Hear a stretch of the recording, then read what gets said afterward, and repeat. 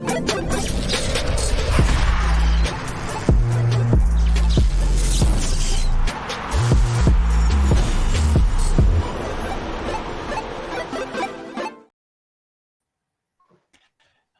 everybody, and welcome back to another episode of Pre-Match. Come on, guys. Muti. There we go. Nick's been What does your absent. shirt say there, Wonga? Underrated. Oh, that's what Dick. Unbelievable. It says undefeated. I don't know.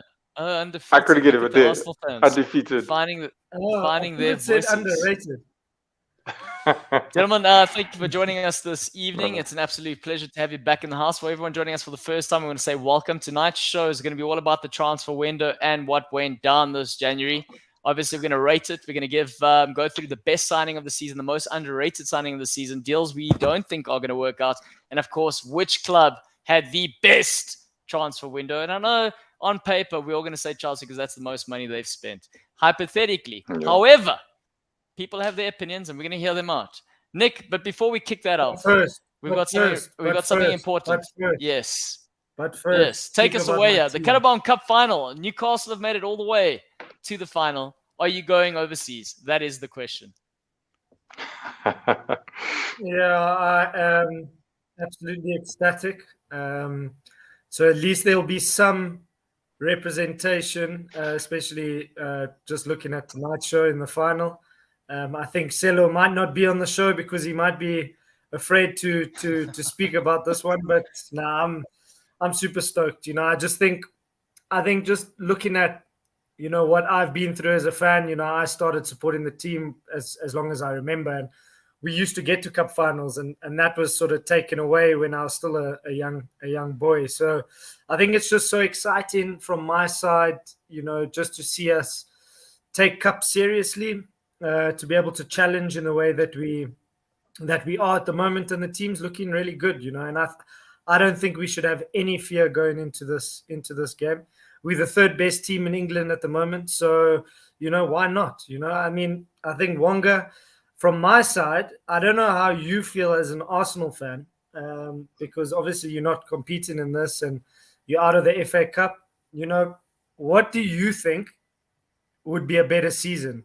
Or who would have had a better season if Arsenal failed to win the Premier League and Newcastle win the Carabao Cup and finish in the top four? Because I didn't think that Newcastle would win a trophy before us. And I'm sure you didn't either, the way this season started. Yeah, no, definitely. Well, look, am I wrong when I said, when did Howe come in? It was end of last season. So he came in, it's about 12 months, 11 months, 13 months from now, like November, end of November, 2021. Yes, and he had a good run as soon as he got in there. Yes, now I remember. And to be honest with you, look, they're doing very well. I wasn't expecting this, but I did expect them to. Obviously, relegation was not even going to be a sight for them, to be honest with you. That's what I did think. Yeah. But where they're punching now, like top four, I didn't expect that. And again, if they end up winning let's say they win the Carabao Cup, which I think they will, and still maintain, let's say, top five, and Arsenal don't win the league, I would say that.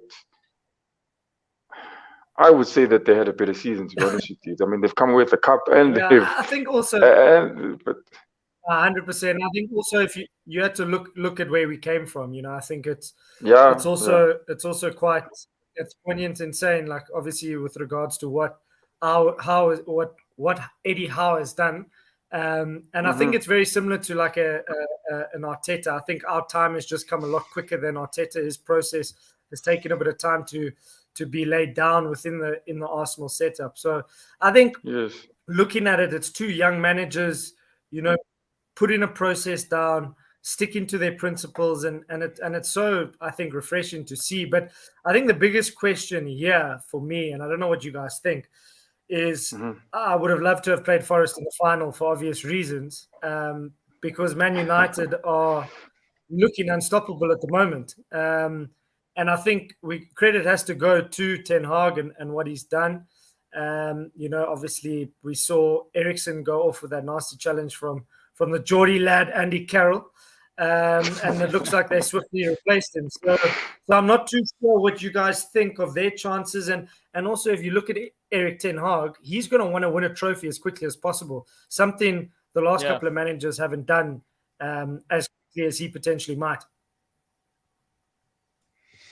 Yeah, definitely. I mean, from my side, when I'm looking at it, sorry, Goalloungetv, I'm just thinking from a Man United perspective, it's going to be an interesting one. I think from your side, I think you're just speaking like a Newcastle fan who doesn't want to get too excited, Nick. That's what I think, Wonga. I don't know what your thoughts are. Yeah, that was true. I think Dick is also trying to manage his expectations. But if I were you, I'd go all out, man. Jeez, I mean, to be flying that high. I mean, look, me, I'm doing the same. I'm Arsenal's top of the league, and yeah, I'd rather be disappointed with us not picking it up than me not being happy the whole way through. Just anticipating that moment. That's what I would be doing if I were you, my man. Yo. But I think with it, you know what go. Sorry, go for it. No, I'm saying in terms of Ten Hag as well. I think he's coming here. He's done. You can say he's sturdied that ship. Had a big problem there and he had a big situation there with Ronaldo. There's definitely tension there, especially if it took Ronaldo all the way to Piers Morgan, and I don't think there was any other way the man could have handled that situation. And he's handled it. He's got his team going. Probably has what he wants now. What he can get now, I think he has it. And yeah, I think even if they don't, I think they would want to finish top 4. I think that for them, that is it. If they win the Carabao Cup, I think there'll be a cherry on top for them, to be honest with you. Yeah, I think I don't know what you think, Claudio. I mean, I'm looking at Man United's situation. They've had a really slow start, and they've really kicked on now. And like I'd mentioned last week, they've got a very, very busy February period now, when Newcastle only have, I think, 3 league games before the final. So, I'm thinking now, would they sacrifice, one of those trophies, being the Carabao Cup or the Europa League, because they got a big tie against Barcelona, or are they going to, stick to their guns and go full force for every game? Will they be fresh for that? That's the big question, especially when they're playing on the Thursday night at home to Barcelona in a do or die game to see who goes through. I'm looking at it from a Newcastle perspective. They won't be fresh. So for me, I'm happy, but you can't. That's just sort of pulling at strings there to try and think of a way in which we can get the advantage on them. Yeah, it is a tricky one to consider from a Man United perspective. But like you said, Nick, I think the incentive for Ten Hag is to get a trophy on his belt, to bring back the good vibes at Old Trafford, and to get people believing in him. They're already believing in him. I think it's a similar situation to which Eddie Howe's facing. I do think, though, Newcastle are going to have the edge right at the end, just because the fans are going to want it more and the players are going to feel that. And it's going to be a massive, massive achievement for Eddie Howe to win a trophy. Not saying that it wouldn't be the same sort of achievement for Ten Hag. Ten Hag, you would say, is a bit more of a favorite in terms of handling the situation. But I think the occasions is going to be too big for in Newcastle's favor. That's where I'm at. Overall, but before we move on, Nick, what is your final prediction there? We've also got Jason in the house saying, I hope Man United pump them in the final. And then saying, Claudio, can you please find a decent midfielder in that change room? Yes, that's a fair assessment there from Nick. But before we move on to the next part of the show. Ironic, what's quite ironic, though, is Jason is a Liverpool fan and he's wanted Man United to win. So I don't know what type of Liverpool fan you are, Jason, but if you want my prediction, I think we're going to win the game. When I read that, I was like, am I reading this right? Because that's the last thing I want. No. I can tell you that much. No, 100%. I think it's just because I give him shit about where Newcastle is at the moment in the league and where Liverpool are. So, but swiftly moving on to my prediction, I think we will win the game. I think we'll win the game by 1 goal. I don't think we'll concede because we don't generally concede. So, yeah, I think we'll win the game 1-0. That's all. Boring final, but it will be a great day. A boring final, but it's going to be a massive celebration in the hearts of the Toon Army. Now, gentlemen, it's time for the show where we talk about the important part. The transfer window closed a couple of days ago. And, I mean, a lot of money was spent. Some teams spent more than others. Some didn't sign at all. We're not going to talk about Everton. Obviously, they struggled. But the first thing we're going to kick off for the show is going to be the best signing of the window. And I'm just going to share our sort of thoughts. Obviously, the team over here, we haven't seen each other's answers. So if you're in the comments, feel free to drop your opinions as to who you think is the best signing of the season before we just share the actual screen here. Nick, I know a lot of money is spent. Newcastle didn't spend any of their money in terms of what they could have spent in comparison to Chelsea. Were you disappointed by that before we kick this on? I think I was, especially because I think we're quite thin, especially in the midfield. But for me, I can't question what Newcastle is doing at the moment because everything they've done has surpassed my expectations. So Eddie Howe has a plan, and I'll trust in that. And I think they're also just taking a firm stance, unlike what Chelsea's doing. They're not going to be caught with their pants down. They're not going to be in bidding wars where, like Arsenal, put in 10 million every couple of days for Cancelo. I think they just calculated. What is it? It's Cancelo, isn't it? Calcedo. Yeah, Cancelo. How do I say his name? Yeah. No, that's Cancelo. right. You did it right. You did a good job. Yeah. So I think from that perspective, I am slightly disappointed because I think we need the legs, especially if we're going to get to the end of the season and stay in this position. But let's trust Eddie Howe and see what he does. Yeah, right. And we're going to talk best signing of the season of January. For me, I think from a Tottenham perspective, this is a massive, massive position that they need to strengthen in when you're considering where Conte, the way he sets his team up and the attacking fullbacks he needs. And it's a position that they've been needing for at least 2 seasons, in my opinion. We've got Pedro Porro, for those of you who don't know, who's come in at a decent price from Sporting. He's in that Sporting dressing room. He was one of the leaders. He's still a young player. An attacking fullback with great technical ability. He's actually a player I would have considered for Man City, considering Cancelo leaving. And he's somehow made his way into Conte's changing room. And for me, that's a massive, massive plus. And I don't know what you gentlemen think about the signing. Wasn't the signing on and off? It was, apparently the deal was done and then they moved the goalpost or something like that. But is it not an initial loan, if I'm not mistaken, or is that the other Spurs player? No, it's a loan with an option to sign. Yeah, it's a loan with the option to sign. And did he play in the World Cup? Did he play in the World Cup? No, he didn't play in the World Cup. He played for Sporting. And like I said, he's done very well for Sporting. He did have a thing with João Felix's girlfriend at a stage, allegedly. Who hasn't? Well, if he's like I've heard it everywhere. But anyways, I'm just saying. I think just generally, if you guys look at the Portuguese market, you can't really go wrong. So, I mean, the players that are coming out of that league, every transfer window, 9 times out of 10, the players are going to do something. So, I think from what I understand, that was Conte's man. That's who he wanted. So he'll be delighted with that. And I think Spurs need a bit more depth. They need a bit more sort of creativity. They need a little bit more if they're going to try challenge for the top 4.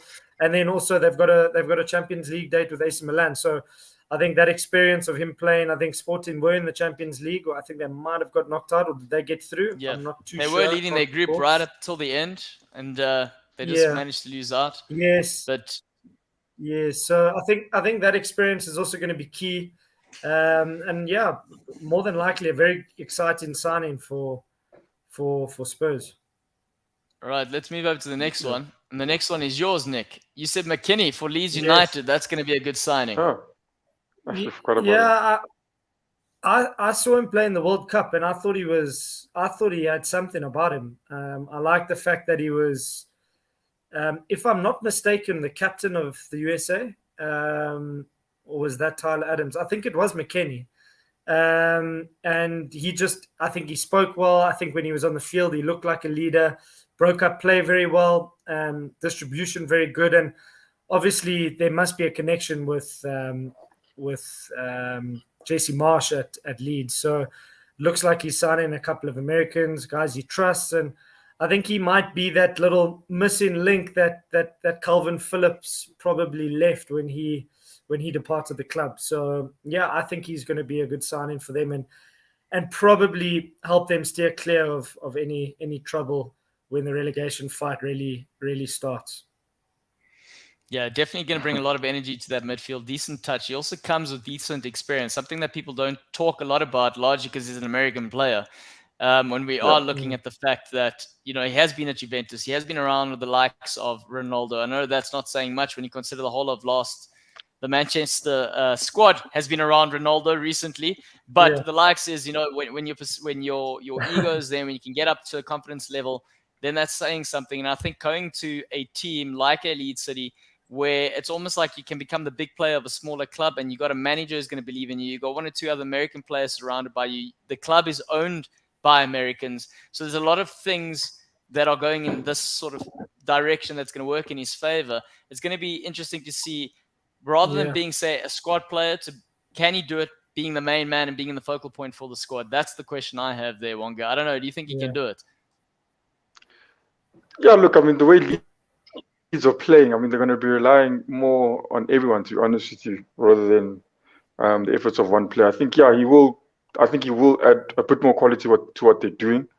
But to steer them away, that's what I'm also. I'm not too sure what's happening. But I think Leeds will still. Obviously, he will definitely add to what they're doing. But I don't know if they're gonna stop conceding goals. Yeah, we're not sure about that. But I mean, to your point there, Nick, you mentioned being the captain of the US. I mean, Tyler Adams, who does play with him now at Leeds, he's the official captain of the US. So that's going to be interesting to see how that plays out. Jason's saying Jorginho, or we're going to say Jorginho. Let's wait and see, Jason. Let's wait and see who the next one is. Wonga Denga's best signing of the season is Mudryk for Chelsea there. Wonga, elaborate. Why? Is this because you were hoping he was wearing an Arsenal shirt? No. I think, look, I've seen a couple of.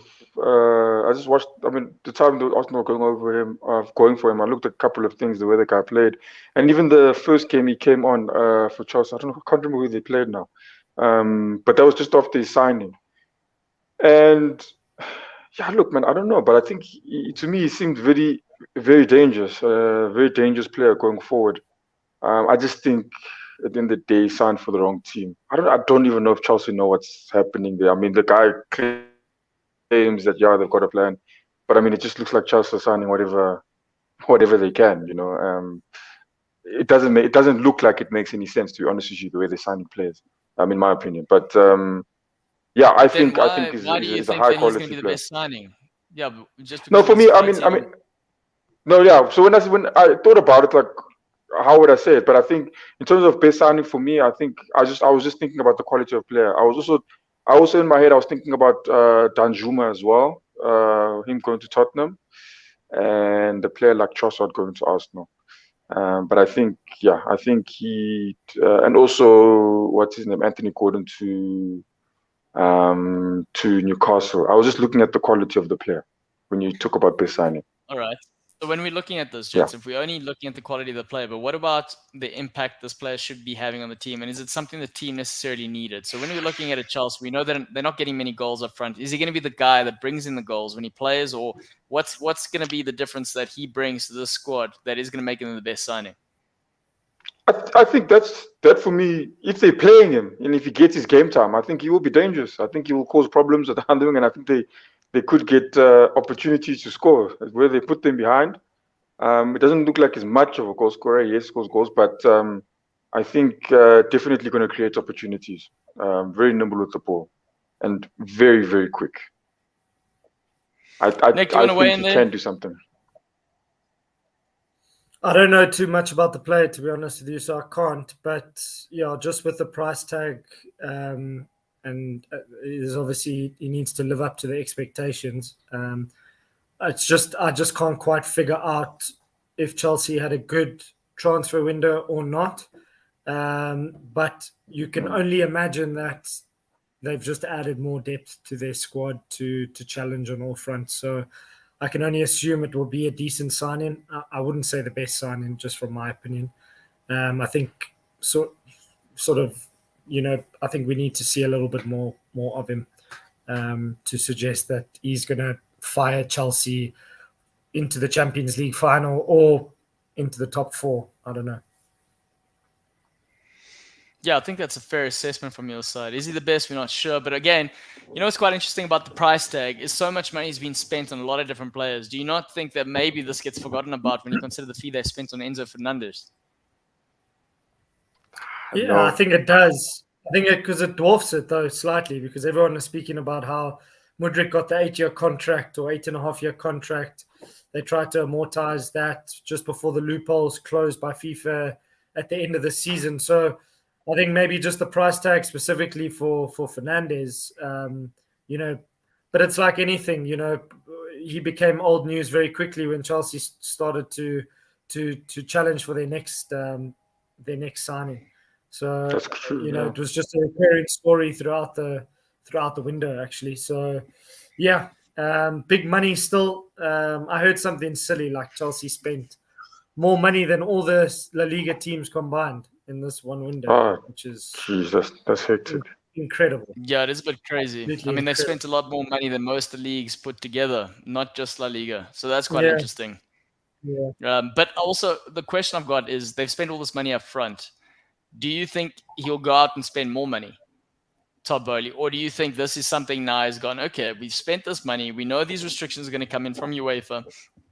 Do we make this work with the players? If Graham Potter is the man, we're going to give him time to see if he can do this. And by the way, we put in the comments there if you think he is the right man to lead Todd Bowley's revolution. So if you think so, you can just, let us know your thoughts. But, that's the question. Can they do it? And will he spend more money if it doesn't work out? I think he's proven that he's quite a trigger-happy type of owner.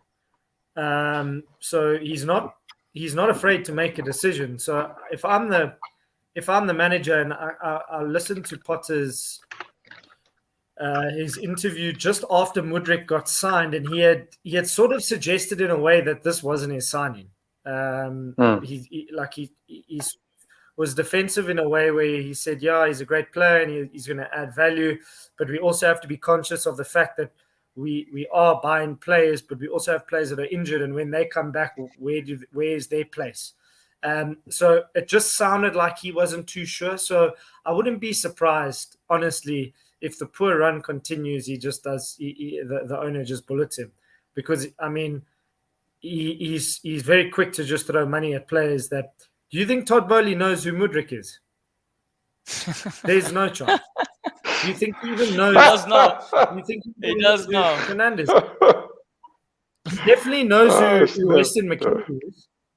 He definitely knows that's who he for is. sure. But it's actually surprising he didn't go for him, actually. Yeah, right, Jets, we're going to move over. We're going to say the most underrated signing of January, and we're going to kick off with the first one, being me coming in here saying most underrated being Cedric from Arsenal on loan to Fulham. Why I say this is largely because this is a massive, massive hole that now is being plugged in for Fulham. They are doing quite well, flying high top of the table, finding themselves in a position they're not really used to. And a right back is something they desperately needed. I know they were following Cedric this whole window, leading up to the window. They finally managed to get the deal across the line. I think there were issues regarding the wages, but the loan is ideal for them. And he is coming into a squad coached by Portuguese managers, or in the form of Marco Silva, as well as the former Fulham captain and actually former Arsenal player Luis Belmart, who's his assistant. So I think it's going to be a good fit for them. I don't think he's going to be, this isn't a signing that people are going to shout and get loud about. He's going to go in there. He's going to be quietly going about his business. Is he going to score a 90th minute winner and change their whole season upside down? No. But what he is going to do is he's going to come in there. He's going to be solid at the back and make them a little bit harder to beat. And as we know, they got Mitrovic up front. They got goals in them. If they can keep a cleaner sheet, they'll do well and finish really strongly in the second half of the season, gentlemen. I don't know what your thoughts are with regards to Cedric. Yes or no? Most underrated. Should he be in this consideration? I think the question also you need to ask yourself with regards to Fulham is Marco Silva's done a great job at the moment. So you can't really question his judgment. And they're flying at the moment. So, if he feels that this player is going to add value, good luck to him, good luck to them, because I think they're doing a great job.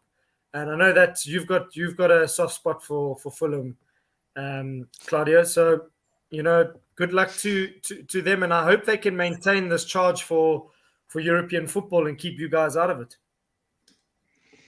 Yeah, it's going to be not a happy time if that happens. Wonga? Yeah, no, I agree with the guys, the points you've made. Even when Cedric, like again, Clara says, no one's going to be making noise about this signing, and that's true. Even Arsenal players, Arsenal supporters, should I say, the ones I've heard didn't really rate the guy. I liked him. I think I liked the way he played. I think he was a decent right back. I think he did the job for me. So yeah, I can see where that stands with what you've said in terms of the most underrated, and I think you can put him in that category for the mere fact that no one's going to be making a noise about this one. Right, gentlemen, we're going to move over to the next one, and it is Nick's coming in with we've all got our biases and our allegiances, and Nick saying John Joe Shelby for Nottingham Forest, saying it's going to be a big difference. True. Nick, is this just some Newcastle bias, or do you think he's really going to have the impact that he needs to have for Nottingham Forest to stay up this season? I'm just very disappointed you spelt his name wrong, but that's okay. It happens. These things. When you're doing a lot of different things, the guy in the back there has got other priorities, unfortunately. No, listen. I think I told you previously. I'm slightly concerned that we haven't brought another midfielder in, and my hope was that we would have kept Shelby and added another midfielder to have him with us. So I think it was just a bit of a strange move to release him. He's had a very unlucky season. He got injured against Benfica in a friendly in August, so he just hasn't been 100% since. But I just think he added so much value to us together with Bruno when we were fighting for survival. And I still think there's a player in him. His range of passes, he's a technical player. He's a good squad player to have. And I think for Forest, he's going to add a lot of value. They've got some exciting players themselves, and he's a creator. So he won't be afraid of. Do you think he'll stay fit for them? I think he will. That's the question. Listen, he played. He's been with us for 7 years. He was hardly injured. He just got a bad ankle injury, if I'm not mistaken, in that friendly against Benfica, and he's obviously just taken a bit longer than expected to recover. So I think if he was apparently only 2 weeks away from returning, so he's nearly ready. And I think he'll add value to a Forest team that showed a lot of resilience last night against Man United. I thought they were arguably probably the better team for some sections of that game, but obviously the quality of Man United was a bit too much, and maybe him in that midfield is the answer. So I think he's an underrated signing. Remember, he was playing for a top 3 club, guys. So he was on our books. Let him go down there to the bottom half. Geez. And he'll obviously add. I can see why Jason is saying anyone but Newcastle to win something. Can you imagine you winning the League Cup is going to be like you've won the World Cup there, Nick? For the Champions League. Listen, Wonga, what are your thoughts here? Feel free to jump in here. Do you think this is absolute madness, or do you think he's the most underrated? Considering all the signings that happened this January, is this the most underrated one? No, I think it can definitely stand there. I never thought of it. Now Nick's brought it up. It does make sense. Definitely a solid player, and like you said, I mean that long stretch of games that they had last year also pivotal in that. I mean those wins there, and yeah, the only unfortunate thing, I don't even know, is he even fit to play now? I don't know, because he looks like he's been injured for quite a while. He only came back for a couple of matches, and then he's been out since Christmas. He's been out, and even against he was there with he was in the Man United. Obviously, he was already signed by the time Man United played. By the time Nottingham played Man United, but he was not in the squad. So I don't know what his injury is saying, but I do think if he's fit to play, I definitely think he's going to add quality to a Nottingham who are pushing way above where they should be at the moment. So I agree with Nick. I just- do. I think I that's just awesome. think, Claudio, if you look at the signings that they've signed over since the summer window, they've splashed the cash as well. It's been quite crazy from their end. But some of those players have never played in the Premier League, so I think this is a wise move. I would say this is Steve Cooper's signing. I would say this is him saying, "Let me get a tried and tested holding midfielder who can break up play for me, who can spray the ball for me. He knows what it means to be in a relegation fight. This is a tried and tested player a steady Eddie who can get us over the line." I think that, and for me, I think that's a good approach. And Cooper will know him from his Liverpool days too, when he was coaching the academy and John Joe Shelby was in the background. Yes. So he will have some sort of relationship, but it does make him the 29th season for Nottingham Forest this season, which is quite a number of players being signed when you consider the fact But now tell me, what are they doing? What are those teams doing? These teams, are they just not, because you only allowed 25? I know the homegrown players don't count in that 25. But how some players are just not in the 25? It sounds like it's madness, because it's not like there weren't players at Forest before. No, definitely. So they've either moved them And on or Chelsea's dropped in them this or equation put as them well. in the reserves. Yeah. So they'll find solutions, but they're getting paid regardless whether or not they're playing. They'll obviously unregister the ones that aren't in the squad and take it from there. And those players will then be speaking to their agents and looking for moves, knowing that they're not going to be part of the plans moving forward. But it is quite a crazy. I mean, when we're talking about scattergun, shotgun sort of approaches, they've really gone for it and they're doing whatever they can to stay up, unlike other teams that are in a complete shambles. I mean, their approach it is one that is screaming that it's a novice in the sort of in the position, just trying to make decisions as they move along. But then you could be on the other end of the spectrum where you're in Everton and everything in the background is complete shambles. Goalloungetv, you coming in here and you having a smack bang right at Nick's signing there. We got Anthony Gordon being most underrated. I mean, this guy, Anthony Gordon, I watched him play. My cousin told me about him. I said, okay, go check him out. I absolutely love him. I like the way he plays. And it's very interesting. Like, I just read a bit of his interview when they signed him, and he said that people haven't seen what he's capable of yet. And the fact that he's believing that, I like that, and I hope it's true. And I do think the same way he's also said it, that he thinks he can get the best out of. He thinks Eddie Howe can get the best out of him, and he can excel with him. And I think just in terms of, let me say, the expectancy, maybe that's why I've made it underrated, because I'm expecting a lot from this guy come Newcastle. I mean, I know most people might think I'm a Newcastle fan now, watching the way they play and things I've been saying about them. But gee whiz, I just look at the way he's playing at Everton, his contributions. If you look at his stats, I mean, if he was doing that in another team, they're getting more goals. He's looking more effective as a player, and that's why I think this one. I don't think people will be happy to have him. He's a young talent, and he's good, but I don't think people. I don't think people are expecting what I'm expecting, and that's why I say he's the most underrated signing of January. I think things are going to happen with this one. And when you say, I think we're going to see a lot from this boy. Before I pose the question to an actual Newcastle fan, when you say things happen, what is the actual ceiling you see for this guy? He's a good player. He's a very good player. I think if he's setting his mind on trying to be the best in the team, I think he can definitely do that. In terms of contributions to obviously the goals, I think definitely he can be that player for Newcastle up front if he's keeping fit.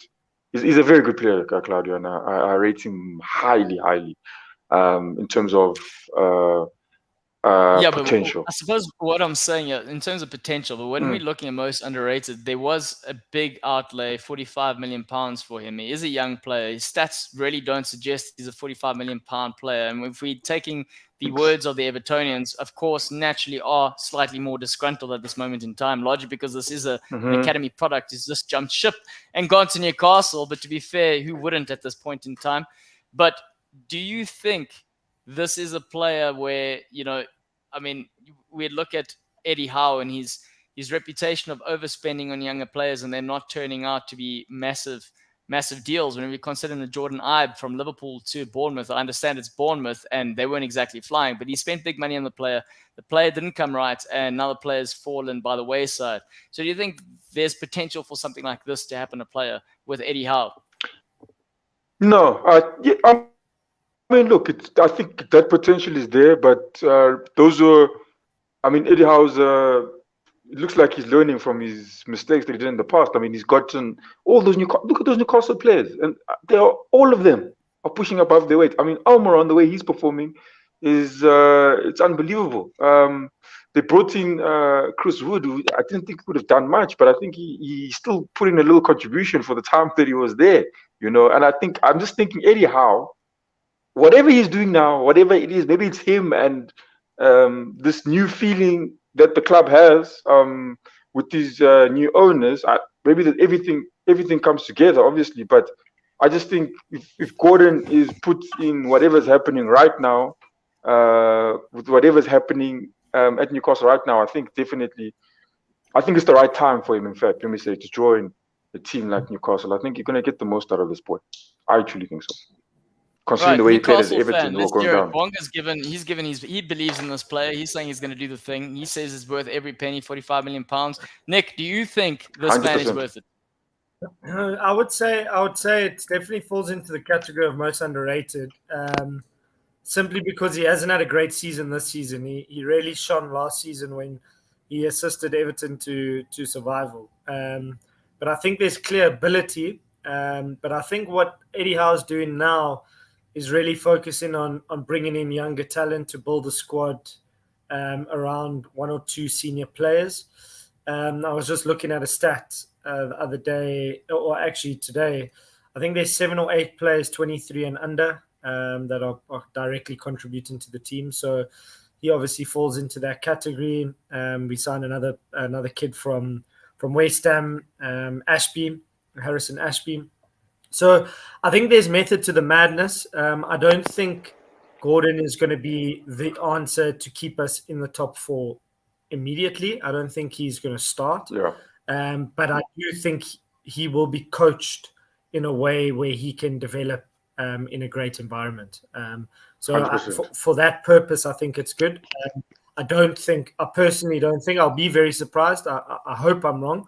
I don't think he's going to set the league alight with Newcastle, but he might just jump on the train that's already moving quite quickly, and he might adapt quickly. So Bruno is suspended for 3 games. Fortunately, he's going to be playing the final, so that might see a Joelinton come into the midfield, and then you've got your options of, say, Maximum, you've got Gordon, and you've got Murphy on the side. So it adds a lot of depth in those wide areas. But yeah, I think it's an exciting signing. Young Englishman, and the price is always going to be higher when it's a prospect that's from the home nation. So I think 45 million, probably too much for the player. If he was from Germany, he would probably have cost 20 million. If we're honest, but maybe 16 million. Look, the kid's got the ingredients. Newcastle seemingly the right pot that he can be cooked in. Let's see the dish that they spit out there. Will it be a nice, delicious bowl of spaghetti, or I don't know. Let's what I like also, he's got a bit of bite in him. I've never liked him as a player. I thought he was a bit of a dickhead. If I'm honest with you, he's just he's just like one of those players. Claudia, you would have had them when you played, like. This guy, a winger running at you when you were playing fullback, and he thinks he's a star, and he's got something to say every time he comes, and you just want to put 2 feet in on him. He's that type of player, and I like that as well because Newcastle's got that little bit of an edge to them at the moment, so he probably fits in. Fair enough. Fair enough. Now we're going to move over to the deals we don't see working out. So what's up, Arjun? We're glad you are here in the house with us. You're going to like this next one. Deal that won't work. Sabitzer going to Man United on loan. My opinion. Why won't it work? Largely because I don't think it's going to have as much of an impact on the squad as what a signing should do in January. He's just there to be an extra number. We know Eriksen's out injured. I mean, he hasn't been getting game time at Bayern Munich, so is he on form? We're not sure about that. Can Ten Hag get the best out of him? Probably will get the best out of him. But like I said, in terms of impact, in terms of time frame that he has with Man United, I just don't think it's going to be what they are needing right now. It is a number, and it will fill the shoes of Eriksen, but as soon as Eriksen's back and fit to go, the man's going to sit on the bench. Nick, do you agree with that assessment? Another Arthur Miller? Yeah. Let's just hope he doesn't get injured within the first week. Wonga, what do you think? Is he a loan? A loan deal with a permanent signing? Loan deal. They've signed 3 loans this season. Yeah, I think, in terms of a loan, and I'd agree with you. It's not going to, it's not going to be that impactful. And you got to be, and I think in that sense, I don't think they're also expecting much from it as well. Eriksen's injured, he's going to come back. And I think there's an understanding there that, Eriksen's better. All right, we're going to move over to the next one. So. Deal that won't work. This is a shocker. Jorginho, therefore, going to Arsenal. I mean, you surely don't agree with this one, eh? But Nick, we're going to hear you explain your thoughts here first, and then we're going to let Wonga weigh in. We got also Jason saying this is the best signing of the season. Now you're saying this isn't going to work. That's an interesting one. You're going to have a good chat at work tomorrow, then, Nick. He doesn't fit the game model. It's plain and simple. He's too slow paced. Unless I could be proven wrong, but is Arteta going to get someone who just walks around the field to start running? I don't see it happening. He's a quality player. Don't get me wrong. Technically superb. A good ball player, but Arteta's really got his players working hard off the ball. And I personally don't see it. You look at why Chelsea would get rid of him. There must be a reason. I think he's an aging player. I think he's okay. He's okay as a squad player, but he's not gonna set your season alight. How does he get into your squad now? There's no chance. So I don't think it's going to be a deal that works. And you'll probably have him for another half of a season, and probably January this time next year he's probably looking for another move. Wonga, let's hear your thoughts here. Rebuttal. Let's hear this. No, it's not a rebuttal. When they signed him, I said, "Oh my goodness, why?" Because literally the question I asked, And people are putting up stats and they're saying, look, comparing them to Caicedo and all that. But like Nick said, if you look at the squad, who does he come in for? The same thing I was worried about as well. Maybe if he's playing a similar role to what Xhaka does, he's not coming and defending. But nonetheless, they're still pressing hard when they're up there. It's a lot of work to do when you're up there. It's just that Xhaka's doing it more up front than he is at the back. If we get a penalty, at least now I know it's going in. I don't have to even look. But other than that, on the field, on the field. Look, I don't think he's going to add any more. They've obviously, you can see they're planning on using him because Lukonga was playing in our Europa League matches, and I then see him going to play there as well. If he's going to be playing in our cup match, I definitely see him going in there. If they've now loaded off Lukonga, who's not had a great time, we'll have to see, to be honest with you. But I won't lie to you, I am having doubts. Look, Bonga, if I look at the numbers, if I look at the numbers, they can make you feel comfortable. But from what I've seen and where Chelsea are right now, Chelsea is not even playing. I am having a bit of doubts about it. So look, here's why you shouldn't have doubts, Wonga Dinga. This is what I'm thinking, and this is my opinion. But when you're looking at it and you're considering the fact that, yes, would he be your signing right now if you weren't challenging for the league? Probably not. No, he wouldn't, because you'd be looking towards the future. When you consider the amount that they've paid for him, £12 million, what you bring into this change room is you're bringing a winner, a man who's been around an environment with top players, a man who's won things, and he's almost like an addition to the squad, like Zejus and Zinchenko. Obviously, a lot more senior. Is he going to be getting as much game time? I doubt he will be. I think he's going to be keeping the team playing as is, because you don't want to be disrupting that right now. But what he is going to be an extra player to call upon in case there's an injury. And that's the difference. And this is why this signing isn't a bad one. It's actually a very good one for Arsenal when you're considering what he's going to add to it. He's going to, remember, you always say this week in, week out in terms of the youth of this Arsenal squad. This is just an extra experience, head on the shoulder, a champion, a man who knows how to win. And it's going to be rubbing shoulders with these younger players. And the players are going to be looking up to him. And like you said, if there are penalties, maybe one or two of them will learn from him. Saka will learn from what his techniques are from a penalty position. So this is why I think it's not the worst case scenario. We've lost Nick. I'm assuming his battery has died there. Load shedding has been getting all of us. Arjun saying the best signing is post-World Cup Rashford. Not a signing, I know. But come on, he's basically a new man. This is true. He needed Ronaldo to move out of the way so he can occupy the space, and he's doing quite well. I do think there are similarities between him and Ronaldo in terms of not necessarily playing for the team, but for individual accolades. That's the sense I get, but I could be speaking out of turn. Yeah, Wonga, I don't know if you agree with that. So can you repeat that, Claudio? You said in terms of? I'm saying from a Rashford perspective. Yes. Do you think right now he's got a point to prove for personal reasons, not necessarily just for team reasons?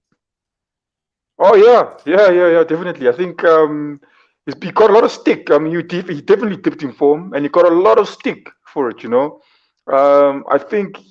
I think from his position, I mean, maybe the rest or people around him, they're like, yeah, don't worry, it's going to come. But I think in terms, if he's looking at like social media, he's probably received a lot of abuse, a lot of it. And big ups to him for not, I mean, it's a tough environment. Some people will say, oh, they're going to go depressed and all that. And big ups to him, he's literally fought against that. And I think every effort he's putting out there is like pulling a middle finger to everyone else out there who said he's finished, he's done for, he must leave. He's literally putting a middle finger to everyone out there with all those performances. And you can see that, the way he's scoring those goals. Running one, taking on everyone and going like the one he scored against, was it Nottingham in that first leg? Just flipping everyone out the way, put in the back of the net. Yeah, you can see the way he's celebrating. If he could, he would just be like this to everyone. Yeah. All of you said this. Every time he scores, he would do that. I'm telling you. So I definitely maybe you do a kick into the crowd as well. But yeah, he's doing the business right now. We're going to go to a deal that won't work. Wangadenga, you're saying Joao Felix at Chelsea won't work. I mean, obviously, it has been a rocky start. He's come in. He had a massive performance for them before the red card. He was doing really well. He was that outlet that they've been struggling to have up front. No, true. But look at the amount of money they spent on that guy. I mean, for me, it doesn't. Gee whiz. I don't. For me, I just feel that I don't think they're going to get a return on that. Chelsea have got. I don't know what it is, Claudio. It's just that the way they're signing players for me is it looks. I mean, yes, you can say what did you say? They're building a squad. Building squad depth, but just I mean, you still got Raheem Sterling. How is that going to work? You got Raheem Sterling. You've got Mudryk as well now. It's a good thing they've actually. Oh, they tried to take away. They tried to move away Ziyech. Now Ziyech. Oh goodness me! Like I can't see how this is gonna in terms of now team morale. There's where do you fit? I don't even fit. There's how many cups are in Chelsea? Chelsea are in the season now. They're not in the obviously the Carabao. They're out. I think they're still in the FA Cup. They're still in the Champions League, right? But there's always a with these managers there's a squad that these guys play with, and I mean shame poor Potter has got to deal with all these guys. Game time for everyone is not going to be promised. Potter needs results now, and when you find something that works, you're gonna eat bench. I think personally. So I think it's going to be very difficult to please this man and everyone else that's sitting there on the bench waiting to play on the wing. Aubameyang still there. Oh goodness me! What the heck? How are you going to deal with all of this? I think it's a mess. If I'm Graham Potter, I'm sitting with a headache, and I'm gonna go to bed with aspirins next to my cubby there, because it's gonna be a tricky one for him managing all of this. And this kid is a massive talent, but he's learned a lot of the wrong things in the Portuguese superstars. He's got a bit of a Cancelo and a Ronaldo in him, where if he's not playing, I do think he's gonna kick the fuss. But at the same time, play him. Like, if he gets a run, and obviously no red cards, I think, to your point, in terms of the fee paid for him, for a loan fee, is a bit ridiculous, and it's just a waste of money in terms of where Chelsea are spending for the sake of spending. Is it the case of he performs really well and they bring him back at the end of the season? That's going to be another sort of question up for debate, considering the fact that if Atletico get rid of Diego Simeone, there's no ways they're releasing this guy. They're going to definitely hold on to him, because they're going to try and find someone to get the best out of him. He is a massive talent, but right now, who is Chelsea's best 11? What do they do, and how do they play moving forward? That's going to be a tricky thing. And I do think Graham Potter's looking at this Chelsea squad not as we are a squad ready to challenge, or we are a challenging team for the titles. We are a team under progression, and there's time for me to develop these players. And I think that's going to be a hard pull for the Chelsea fans to swallow. Nick, one liner there in terms of what your opinions are, whether or not this deal will work. João Felix at Chelsea. I was a little bit disappointed that he got a red card, so we haven't been able to see much of him. But I do think, I think I'm still I'm scratching my head thinking exactly what you've just asked, Claudio. I don't know what their best 11 is. I don't know where all these players fit in. I can only imagine that it's a good headache to have for Potter, because he does have the abundance of players at his disposal. Will Felix work for Chelsea in this position? Has he been in a position to fight to get out of the middle half of a table? I'm not too sure. I don't know. It's just a strange move. 11, 12 million pounds, somewhere around there to come on loan. But also, Nick, as a manager now, from your perspective, I mean, you've been given this player on loan. You've spent all this money on these other players. And if you have the other players fit and you're building for the next season, hypothetically speaking, do you play this guy knowing he's going to leave and there's no guarantees coming back to the club? I think the question you actually have to ask yourself is, what is Potter being told? What does he have to do? What is his boss telling him to do? So I think there's a lot going on behind the scenes there. And you've got this new owner who doesn't know football, possibly in the background instructing him to make these calls. And I can't imagine them spending 12 million on the player for 6 months and he doesn't play. So I would like to think in an ideal world that it was Potter saying, listen, is Felix available? Can we get him? I want him because he's going to add value. I think that would be, in an ideal world for me, that would be the best situation and a great platform for him to build the team around. Maybe he's got assurances that they'll buy him in the summer, which I don't think will happen, because apparently they renewed his contract for another 2 years or something stupid. They've done that. They want to keep him at Atletico Madrid. They're just trying to let Diego Simeone make his way out to the club. I mean, when we're looking at 11 million pounds spent. Anything's possible with Chelsea. They can go and put 200 million down for Felix if they want to. It looks like they've got endless money. Right, and I suppose I think they're just driving the price up. Yeah, maybe, possibly. I mean, that was the intention. Whether or not, if Simeone stays, then they've got a potentially bargaining chip here. But it is officially 1.7 million pounds a game until the end of the season that they're paying for this guy, whether or not he's playing, with 17 games left. We're going to go, which club had the best January? Now, gentlemen, hold on to your seats here, because you're going to like my answer. And everyone watching, tell me if you agree with this. All right, I think Arjun's going to agree with this, and Arman's going to agree with this. Let's see. I'm going to just go there. Boom. Club of the best January, ladies and gentlemen. Brentford for signing David Beckham's Romeo there. I think the publicity this club has gotten from this is massive. I just want to see whether or not this kid makes it. I know, Nick, you love talking about Brentford and how they run their club with regards to their second team. Well, the kid's in there. Yeah. He's made his way from Inter Miami, and he's good enough to be in the second side. Will we see him make a Premier League appearance? He played a couple of MLS games, and then he also played for their B team. He's still a young boy, so I do think it's an interesting one. I would hope to think that it's not Beckham's influence himself, David. So it'll be interesting to see if he could possibly get a run with the first team in the next couple of weeks leading towards the end of the season. So yeah, I don't know. You'll just have to see. They've got a good system in place. They've got good coaching principles. They're very streamlined and trimmed down club in terms of how they operate. I think we did speak about the academy setup being scrapped. I don't know if that's been brought in recently again. But they do run that European model where they have a B team and they don't actually play in a league. So they go around. He'll get a lot of experience playing against European under-21 teams around the European sort of area. So yeah, it's an exciting one. I think also for the publicity side of things, it's a great marketing tool. You're going to have David Beckham there every odd weekend watching Brentford play. In the hope that and Wonga, we know he's an Arsenal fan as well. So let's see if he does well enough and Brentford can cash in and he goes to Arsenal. Let's see what happens there. But Nick, you saying, and I mean, Hajun saying anyone but Chelsea at this minute. You've come and you've said they've had the best January, despite everything that you've mentioned prior to this.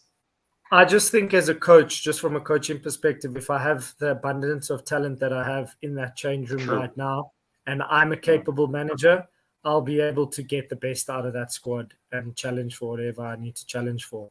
So what I will say is Potter doesn't really have an excuse now. He needs to get it right or he's gone. I think that's the reality. But Nick, I mean, that's all good and well saying what you've just said. I've got great players. I can make it work. But do you not think a Sean Dyche, and I think one of the comments there saying Sean Dyche, most underrated signing of the season, a Sean Dyche working with what he has makes his life a lot easier than working with things you're not sure. Because if you got the abundance of players that you have and you say, okay, cool, I'm going to pick the side I think is the best. I put them out there. They don't get the results. What do you start doing? You don't stick with them because you know you got option A, B, C, D on the bench. So you start tinkering. Yeah. So do you give the team enough time to gel and stick together and stick to the game plan? And also, if you don't have that conviction, do you not start doubting yourself maybe as well? And, going, I'm going to stick with this player. That's the one thing that he doesn't have. He doesn't have time. So I think that's the unfortunate part of his situation right now because he can't necessarily just say, I'm going to work with this group of players for 6 weeks and get them ready for the season starting in August. He doesn't have that luxury. So he will still have a lot of football to be played, Champions League, the FA Cup. So he's got opportunities to tinker with the squad. But I just feel that there's enough there for them to turn it around. And, unfortunately in football, if you don't, you turn to the manager and you'll find they'll eventually, like the Roman Abramovich approach, they buy all the players, the coach doesn't work out, he loses a couple of games, they find someone who eventually does, and then they win the Champions League and finish out of the top 4. Like, it's that type of club. So I just think that if you have to look at it purely on the ability of what they've bought, I think they would have had the best transfer window. But I mean, if you look at it, all the other clubs in the Premier League, no one really went out their way to challenge Chelsea, in my opinion. Yeah. Yeah. And I do think when you're looking at it, Wonga, that I mean, when you consider, I'm just considering the fact when they played the Liverpool game, Liverpool weren't great. We aren't great at the minute, but we still struggled to get a result against this developing Chelsea side. And it's testament to the fact that he does have talented players to call upon. Wonga, before we move on to your sort of suggestion or your opinion, what do you think about this? Look, I mean, if in terms of what Nick's, I can't fault what Nick is saying. In terms of, if you look at Chelsea signings compared to everyone, you think, what the hell's happening there? They're trying to do something there, but there's some lot of players. In my eyes again, I see, like I say, what are they doing? Especially like with the João Felix situation as well. A lot of money spent on Mudryk, but if you got a whole team, as you're saying, I mean, he does have a lot of options if you look at it, and I can't fault and they still have that perspective. They still own Lukaku. That's crazy. So, and it's a player is a player. I mean, at the end of the day, and he's got to. That's his job. He's got to put them together. We've got to put the team together. A player's a player, and a tire's a tire. A flat one doesn't go. Remember that. Gentlemen, last one, Wonga Club with the best January. No surprises here, Nick. I mean, are you shocked by this Wonga saying his own club had the best January? Yeah, look, I think I could have said many other clubs, but the reason I said Arsenal was I think even looking at what they've done the previous transfer window, that's helped them with where they are now. I think they've also put the same. I think they're looking for certain players, and like a Trossard. I think that was their first intention. They knew that they wanted him as soon as that. I think before the window even opened, they got him. Caicedo probably as well. I think in their eyes they probably failed because they would have loved to have a Caicedo there, but they don't have him. But even in that case, they did. I think Jorginho it wasn't like a rush, it was a backup. Like, okay, if you don't get him, we're gonna get him. And I think I think in that sense, I think Arsenal has done. They've covered their spots, I think, as well, where we did need to back up. Up front, again, it's the only place where I'm a bit worried if, let's say now... What do you mean, Wonga? You got the new Thierry Henry playing for you guys, apparently. Isn't Nketiah going to go do the thing now? He's reached high levels. He's worth 120 million pounds, apparently. No, I say if they kick him, if he gets injured, what's going to happen now? If Nketiah is injured, then who's going to be scoring our goals? They'll probably try and put a Martinelli down the middle. Then what if he gets injured? Yeah, I reckon. Yeah, they'll definitely do that. But then what if he gets injured? And it's very possible. Looking at a team like Chelsea, looking at a team like Liverpool, it's very possible. It's very, very possible. So, but I think I mean, if I'm looking at that, there's no panic in the spending as well. There's no like, oh, we need this, and that's what I see in Chelsea's one. He's just flipping, grabbing anything, yes. But so I think there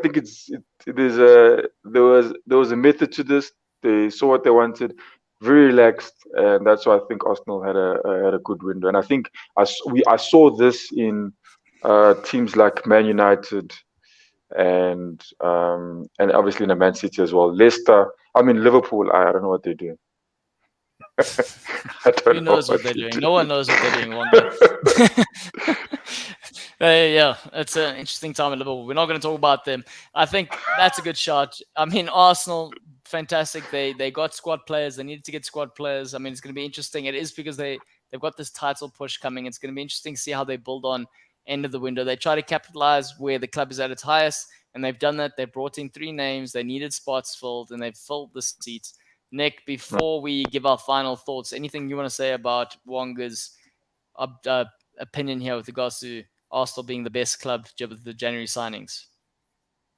I think it's been a shrewd market for them. I do think they probably got their second choice in terms of midfielder. They wanted the Brighton kid, Caicedo. So I don't think he'll be too happy about that, but probably content with who he's got at the moment. I did think they were short in that midfield if something had to happen.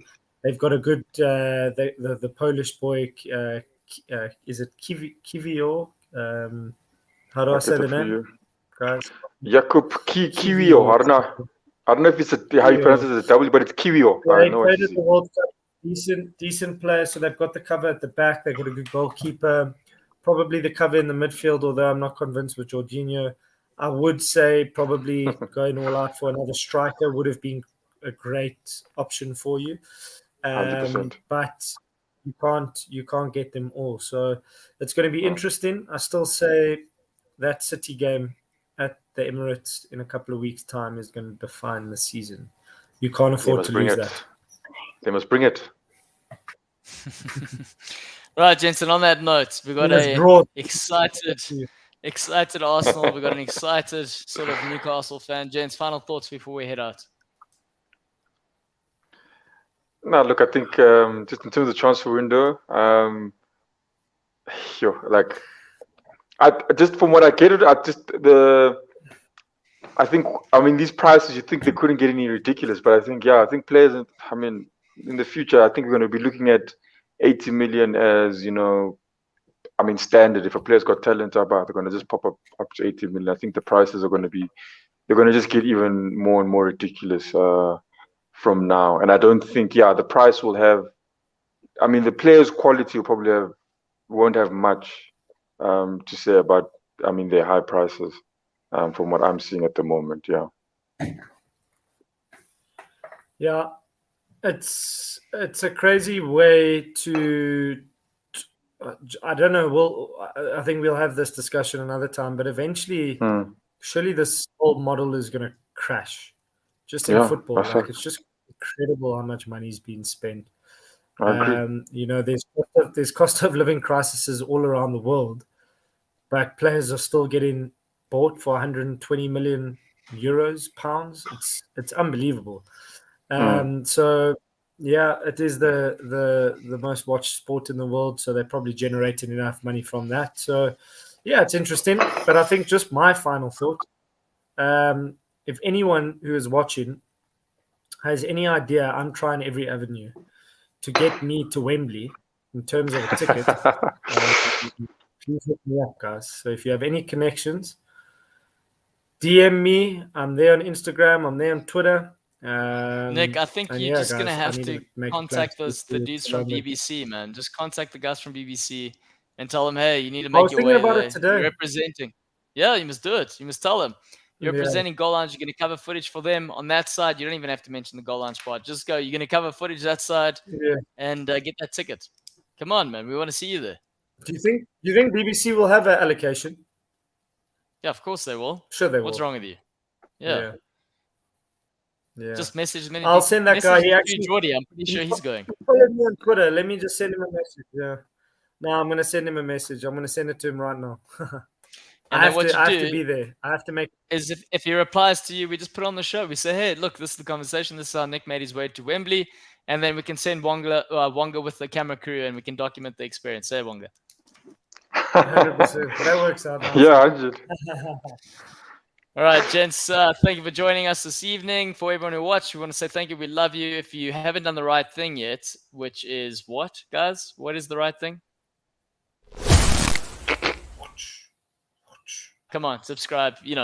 How do we end the show? 3, 2, 1. Let's hear it. Stop it.